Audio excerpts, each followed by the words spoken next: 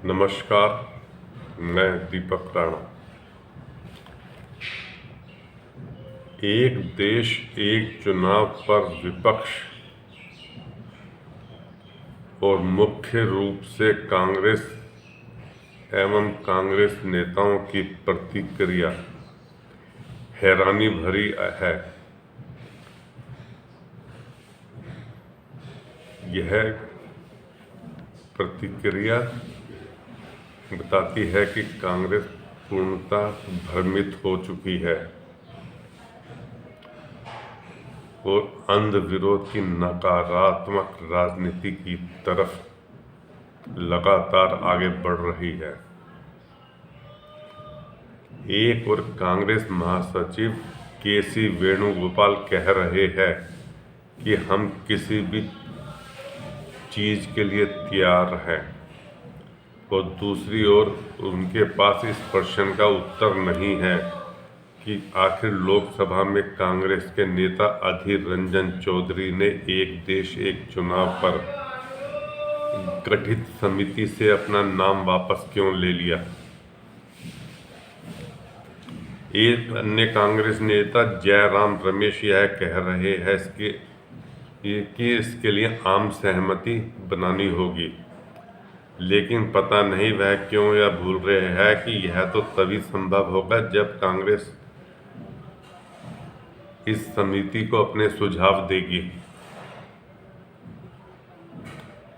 इस समिति के समक्ष सकारात्मक रहेगी। यह अजीब है कि कांग्रेस की ओर से ऐसा करने के स्थान पर यह कहा गया है कि एक देश एक चुनाव की पहल संघीय ढांचे पर हमला है। यह बात जयराम रमेश ने भी कही है और राहुल गांधी ने भी।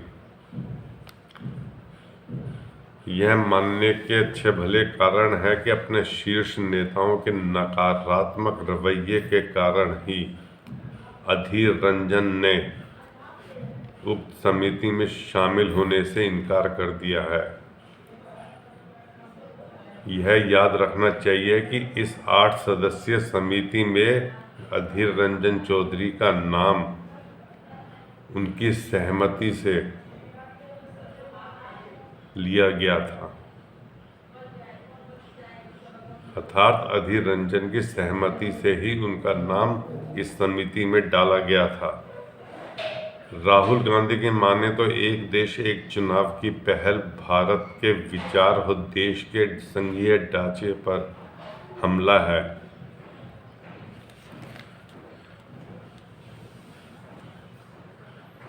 अब राहुल गांधी जी लगता यही है, ना तो वह कांग्रेस का इतिहास जानते हैं, न स्वतंत्रता के बाद भारत का इतिहास।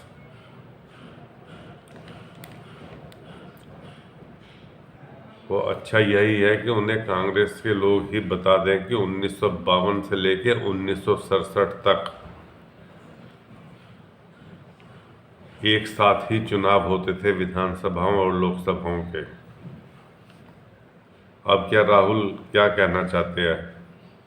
अब वो यह कहना चाहते हैं कि नेहरू जी और इंदिरा जी लोकसभा एवं विधानसभा के चुनाव एक साथ कराकर संघीय ढांचे पर हमला करते थे। अर्थ तो यही निकलेगा। उन्हें इतनी बेतुकी बात करने के पहले कम से कम अपनी पार्टी के अतीत से तो अवगत होना चाहिए था। वास्तव में यह एक देश एक चुनाव की पहल पर राहुल का यह बयान अंध विरोध की राजनीति का ही परिचायक है।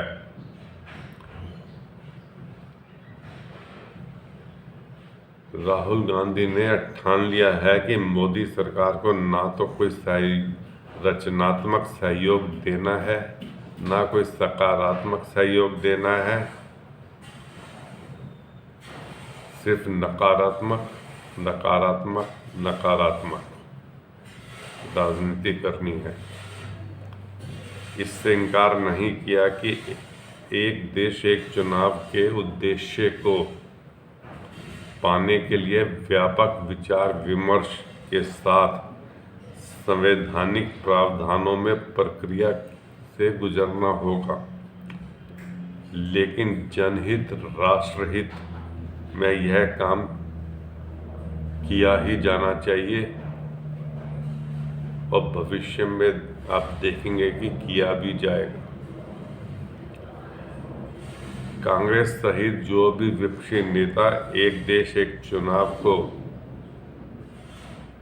जटिल मसला बता रहे हैं, उन्हें इससे परिचित होना चाहिए कि जीएसटी कानून का निर्माण भी एक मुश्किल प्रक्रिया थी, असंभव लगती थी, लेकिन जब जीएसटी कानून पर सहमति बन सकती है तो एक देश एक चुनाव पर क्यों नहीं बन सकती? बिल्कुल बन सकती है, यदि विपक्ष नकारात्मक राजनीति का परित्याग कर दे, विरोध कर सकारात्मक राजनीति, रचनात्मक राजनीति पर चलना शुरू कर दे और यह समझे कि चुनाव कराने में समय के साथ ही संसाधनों की भी बचत होगी और राजनीतिक दलों का आपसी वैमनस्य भी कम होगा, तो इसका लाभ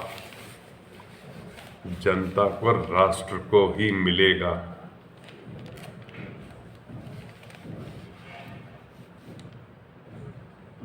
तो यह देखना होगा कि कांग्रेस को कब तक समझ आएगी और 2024 के बाद तो आप समझ सकते हैं कि पूर्णतया ही समझ चुकी होगी नकारात्मक राजनीति का परिणाम क्या होता है और नकारात्मक राजनीति ने कांग्रेस एवं अन्य विरोधी दलों को कहां पहुंचा दिया है।